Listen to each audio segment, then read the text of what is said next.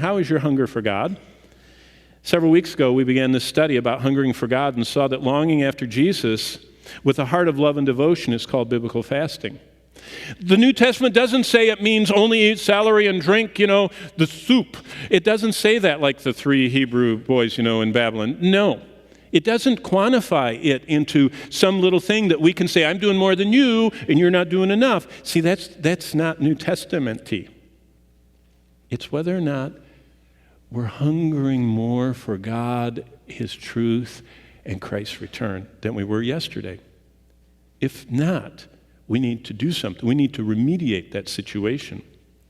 In the Old Testament, and basically I wrote these down for you, in the Old Testament, biblical fasting, and remember, in the Old Testament, everything was very structured. It was an annual event to get serious about knowing God. And the whole nation had to participate, and everything shut down, and they had this national fast, and everybody was checking to make sure you were fasting, And there were some people that really got into it, and they really did get serious about knowing God.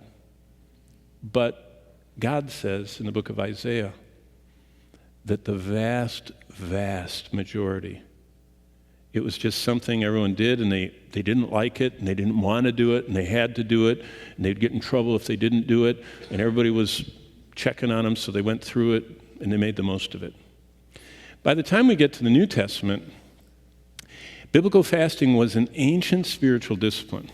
Now, we have to be really careful about this because nowadays we have this notion that if the mystics did it or if the monks did it or if, Saint so-and-so of somewhere did it, it must be good because it's old, and ancient and it's spiritual. No. It was an ancient spiritual discipline that went back to this Old Testament biblically described fast. But what it became in the New Testament was a time to reschedule my life with God at the center instead of everything else at the center. If we're floating with everybody else, we're listening to them, we're going along with them, we're saying, I'll try that. Yeah, it sounds good. And what is the world doing? Dining is at the center. I know people that they collect restaurants, and it's got to be more exotic. They've got to have hummingbird tongues, and they can't have anything common. They could not eat normal food. Dining. And their whole life is built around the kitchen. And it's just an aura. They think that they're doing a cooking show, to live in. Other people, it's relaxing. A lot of that in America. Amusing. Gaming and all that and a lot of movie watching is amusing. Amuse, not think. Just carried along. It's kind of the theme park, just live for amusement. Accumulating. We have more stuff per person than any culture or civilization has ever had in the history of Earth here today. Most of us are accumulators.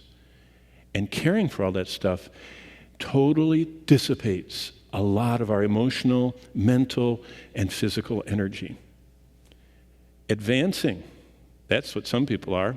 They're getting ahead in the world, and they're going to advance academically, business-wise, in their field, and that's really what they're focused on. And if it's sports, they will neglect anything to advance. And if it's, business, they'll move anywhere to advance with the company and leave the family behind if need be. But I'm going to advance. That's very much what the floaters are doing. How about securing? I'm going to accumulate enough stuff so no one can tell me what to do. Did you read that last week, the top 5 tech titans, the barons of the computer world? Just last week, the 5 of them made $13.4 billion. They earned that much in 1 week between the 5 of them? Yeah, they're securing their wealth. And a multitude of other things that are not wrong. They're just deadly to intimacy with the Almighty. And if we're floating and not paddling against that, pretty soon we're dining and relaxing and amusing and accumulating and advancing and securing and all that other stuff. And we're neglecting intimacy with God. So how is your hunger for God today? By the way, we get into the book of Acts and the epistles, we see biblical fasting shape their lives. They used it as a tool to shape their lives. They wanted, Paul said, I fast all the time. He says, I want to bring my body unto the subjection, under the lordship and rule of Jesus Christ. And I don't want my God to be my belly. And I'm constantly having my life shaped by this ancient spiritual discipline that I'm not going to quantify. Paul was great at explaining everything. He doesn't explain it. He just says, I do it more than you all because I long for his appearing. And their ministries. Did you know that people, when you get to Acts 14, people that are leading in the church are chosen and commissioned with the whole church fasting and praying?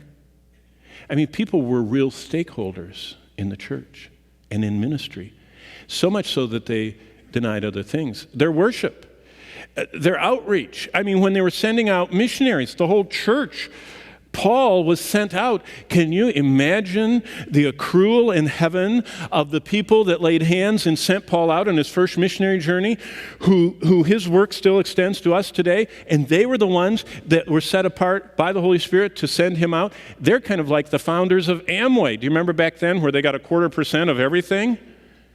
And it's just unbelievable, the spiritual benefit of having this fasting that shapes your life and ministry and worship. And finally, the early church, we see a hunger for God as a powerful way to yield every part of my life to God's supremacy. So, basically, the conclusion is this. Biblical fasting is an immediate way to declare your allegiance to God and his way and glory in every part of our lives.